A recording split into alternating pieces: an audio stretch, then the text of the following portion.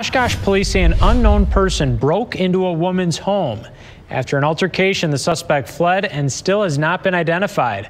Fox 11's Brady Meyer has more on what happened.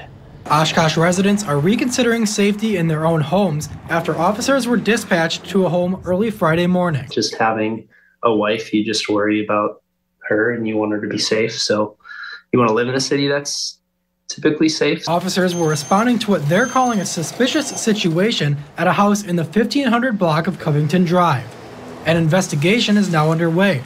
Oshkosh Police Department Crime Prevention Officer Kate Mann is encouraging anyone to come forward with information if they have any. We're asking residents in the area to check their video surveillance systems to see if they have this suspect recorded in the time frame of midnight to 6 a.m. The suspect was described as wearing dark clothing and a cloth face mask over his mouth. The department has no sketches or images to release at this time. A female had called. She said that they had some physical contact, but there were no injuries, and he ultimately fled from the residence. Oshkosh homeowners Derek and Olson say it's troubling when it happens so close to home, especially when someone doesn't have surveillance cameras. Having the finances to have that kind of security function isn't always readily available for everyone. I think most of the people that live in our neighborhood wouldn't even consider or be able to afford something like that. The Oshkosh Police Department say incidents like these are infrequent.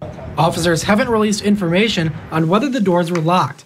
Mann says in any case, it's a safety reminder for all. I always tell people to lock their homes, whether they're at home or not, and that includes closing the garage door, locking the garage, locking the shed, closing windows, and also leaving the outside lights on as an extra precaution. Mann says the woman indicated the man entered the house at around 5:30 a.m. If you live in Menasha and have surveillance cameras, police want to hear from you. There's a new voluntary program starting soon. It's going to make our jobs easier. It's going to keep people safer and potentially save lives. The goal of the database is to make Ring doorbell videos like these more accessible to police when a crime has occurred. In previous investigations, the department used a door-to-door method to see who may have had surveillance video.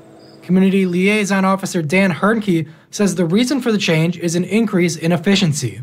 It helps speed up the process, especially with individuals that are at risk or endangered.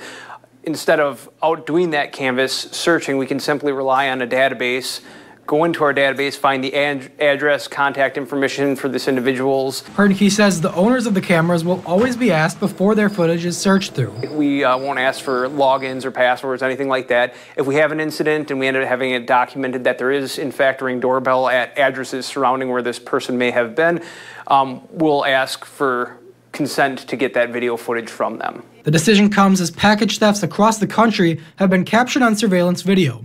Hernke says Ring doorbells have already been helpful in Menasha for other reasons. When we have a child or an endangered adult, maybe someone on the autism spectrum that goes missing, they come in very handy. Although the Ring brand is most common today, it won't be exclusively used in the program. Anything like that that's going to capture camera footage, so we're not limiting it just to Ring doorbells. Menasha officer Sam Vassar introduced the idea just weeks ago, so the program is still in its early stages. A new bed that goes up and down, a remote-controlled recliner, and other reinforcements are helping Brandon Brichkuski recover from his burn injuries at home, rather than a hospital. Everything's healing the way they want it to, so that's great. He gets frustrated, though, you know. Yeah. He can only do so much at a time. Every day is a little bit better.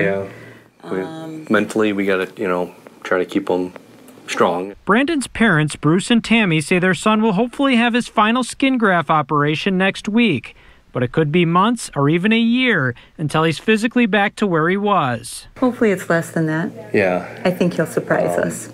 All the kids they're young, which was a huge benefit for this type of injury. They'll bounce back from it, so just keeping them positive. Some of Brandon's friends who were also burned have visited since he returned home. It's good that I think they're talking together. About it, yeah. The Brichkuskis say the victims are all in different places for healing physically and mentally.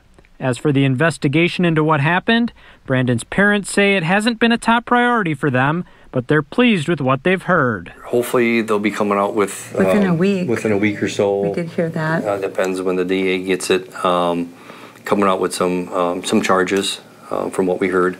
So what it is, we have no idea. We're kind of leaving it in their hands. They'll take care of that part of it. With their focus on Brandon, who still needs 24-hour care, the Britchkuskis continue to be amazed at the support they've received. Everybody's been really good to us. This happens every time I talk about it. But it's a great community. We want to be a better place. From donations to cards to food to, just call and see how things are going. It's just been phenomenal.